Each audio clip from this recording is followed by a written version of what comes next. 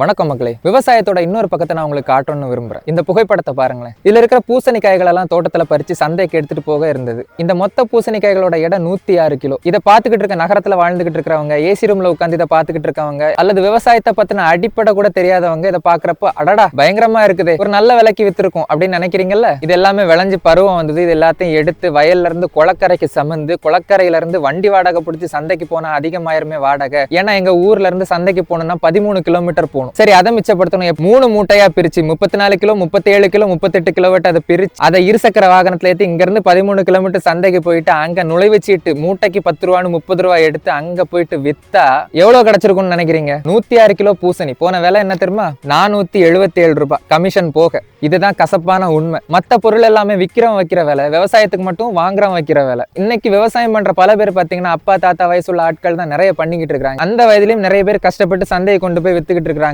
போற விலைக்கு. இப்ப விசேஷங்கள்லாம் இல்லாத நாள், அதனால விலைகள்லாம் குறைஞ்சுதான் இருக்கும் அப்படின்னு சொல்லலாம். ஆனா நியாயப்படி ஒரு பொருளோட விற்பனை விலையை நிர்ணயம் பண்ண வேண்டியது அந்த பொருளை உண்டாக்குறவன் தான். ஆனா விவசாயத்துல மட்டும் அது தலைகீழா இருக்கும். நம்ம நாட்டுல யோசிச்சு பாருங்களேன். அந்த 106 கிலோவையும் இவ்வளவு தூரம் கஷ்டப்பட்டு அங்க போய் இறக்கிட்டு வெறும் 470 ரூபாய் கையில வாங்குறப்போ எவ்வளவு கஷ்டமா இருக்கும். நாம் தமிழர்களுடைய ஒட்டுமொத்த குரலாட்டு சீமான் மேடைக்கு மேடை கத்துறாருல, விவசாயத்தை அரசு பணியா மாத்தணும், வளம் சார்ந்த தொழிற்சாலைகளை உருவாக்கணும், இயற்கைக்கு எந்த சேதாரமும் இல்லாம பொருளாதாரத்தை உயர்த்தணும், வாழ்வியலை உயர்த்தணும் அப்படின்ட்டு. ஆனா நாங்க இதெல்லாம் விவசாயத்தை காப்பாற்றணும், அடிப்படையில இருந்து இதை மாத்தணும் அப்படின்னு மேடை போட்டு முழங்கினா ஏசி ரூம்ல உட்கார்ந்துட்டு இதை கேலி பண்ண வேண்டியது. ஐயா புரிந்து கொள்ளுங்கள், விவசாயம் தொழில் அல்ல, அது வாழ்வியல், தமிழர்களுடைய வாழ்வியல். நமக்கு தேவையான உணவை நம்மளே உற்பத்தி பண்றது, தற்சார்பு பொருளாதாரம். இதுதான் தமிழ் தேச அரசியலோட இன்னொரு அடிப்படை. உங்களை எத்தனை பேர் பள்ளிக்கூடத்துல மேக்ஸ் பயாலஜி எடுத்துக்கிட்டு இன்ஜினியரிங் படிச்சுக்கிட்டு இப்ப சம்பந்தமே இல்லாம ஐடிலயோ இல்ல வேற எதுலயோ சம்பந்தமே இல்லாம உணவு டெலிவரிக்கு போயிட்டு இருக்கீங்க? இந்த ஆயிரக்கணக்கால இருந்து லட்சக்கணக்கான வரைக்கும் சம்பாதிக்கலாம். ஆனா சோத்துக்கு இங்க தான்டா வந்தாகணும். தமிழர்களுடைய வாழ்வியல் அப்படிதான் இருந்தது. நமக்கு தேவையான உணவை நம்ம தான் உருவாக்கி உண்டோம்.